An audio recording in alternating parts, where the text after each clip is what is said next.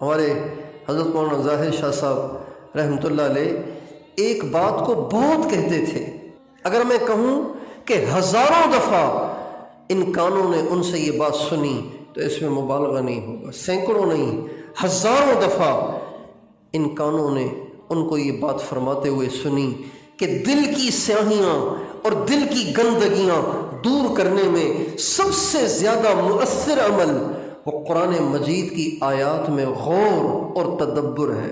اب قرآن کھولیے، پھر پڑھیے، میرا اللہ مجھ سے کیا کہہ رہا ہے، میرا اللہ مجھ سے کیا کہہ رہا ہے۔ وَلْتَنظُرْ نَفْسٌ مَا قَدَّمَتْ لِغَدٍ، نفس کی جگہ ہر ایک اپنے آپ کو رکھے۔ وَلْيَنظُرْ عبداللہ غور کرے، نعیم غور کرے، اکرم غور کرے، اسلم غور کرے، فلاں غور کرے، ما قدمت لغد، تم نے کیا تیار کیا ہے کل کے لیے؟ کچھ بھیجا بھی ہے کہ نہیں بھیجا؟